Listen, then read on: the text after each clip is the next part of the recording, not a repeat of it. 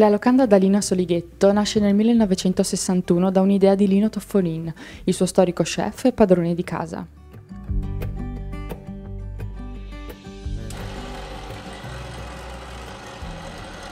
Oggi la tradizione culinaria della locanda è portata avanti dai figli e noi abbiamo chiesto loro di prepararci dei ravioli. Io metto metà uova intere e metà solo i tuorli. Poi faccio un impasto con della farina 00 e della farina di grano duro rimacinata. Questo è un ripieno morbido, è fatto con una polentina col mais bianco perla e un morlacco della Trevigiana. Si fa una polentina, poi si raffredda, si frulla e la caratteristica è che quando poi vengono cotti il ripieno diventa molto morbido, quindi quando tu li apri con la forchetta esce tutta questa cremina saporita. Questo qua è stato proprio creato qua per abbinarlo al Valdobbiadene di OCG, in quanto abbiamo tutti pronti. Abbiamo il mais bianco perla che è un presidio slow food, abbiamo il morlacco trevigiano, tutte cose diciamo caratteristiche tipiche della zona nostra, insomma, ecco. Questi poi vengono cotti in acqua bollente, saltati in padella con del burro e poi serviti con un po' di ricotta fumitecata grattugiata sopra. La pasta è questa qua, io l'ho impastata prima, adesso la tengo qua coperta e man mano che faccio i tortelli ne taglio un po' alla volta, se no si secca sopra. Quindi la pasta deve essere morbida perché deve essere elastica. Abbiamo sempre fatto tutto, la pasta ce la facciamo tutta quanta in casa, quindi tagliatelle, tagliolini, tortelloni, pappardelle, lasagne, tutto quello che sia la pasta, 2 volte alla settimana si fa. Mio padre, come tutti quanti, all'epoca, a 14 anni, è partito a fare l'emigrante, è andato in Svizzera, in Francia e poi è tornato in Italia per gestire la trattoria, la posta che c'era in piazza Pieve di Soligo, erano fine anni 50. Un po' di umiltà e fare quello che si sa fare senza montarsi troppo la testa, insomma. Già negli anni 60 la locanda da Lino aveva 5 camere.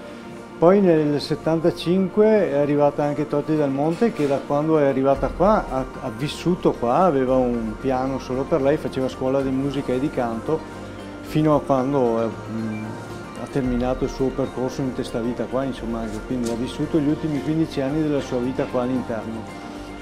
La locanda è stata frequentata da molti ospiti del cinema italiano, ma perché stavano qua, stavano tranquilli, non erano disturbati, potevano andare in piazza a giocare a carte con gli alpini senza nessun problema. Una cosa che sicuramente colpisce è il soffitto, che comunque è rivestito, sono appese delle pentole in rame. Perché questa scelta della pentola in rame? Ma ha cominciato agli inizi, appena è arrivato qua a Solighetto, a appendere qualche paiolo, qualche secchio in rame. E poi questa è diventata un po' una mania e fino agli anni 80, perché poi non avevamo più spazio, quindi ha riempito praticamente il locale.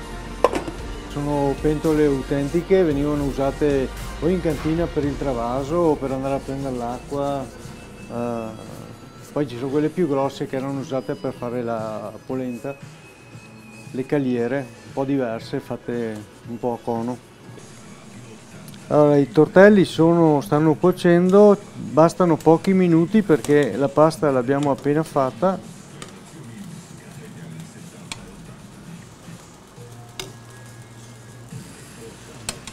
Ecco, li metto in padella, il burro è appena sciolto, non sta friggendo, mi piace che il burro sia morbido.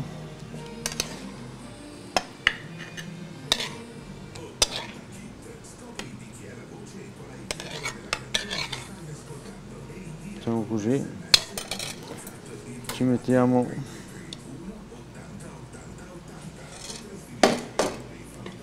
e poi per finire ci metto della ricotta affumicata sempre qua della latteria di Soligo. Ecco, un piatto facile, semplice e buono.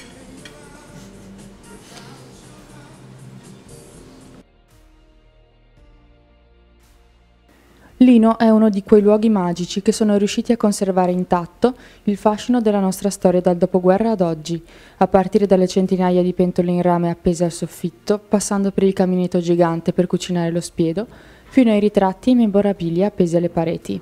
Uno dei punti cardine della loro cucina è quello di valorizzare i prodotti tipici del nostro territorio, far sì che questi entrino sempre di più a far parte della tradizione anche delle nuove generazioni. Oltre ad aver dato il via al suo locale, Lino è stato anche un punto di riferimento per i giovani ristoratori della zona.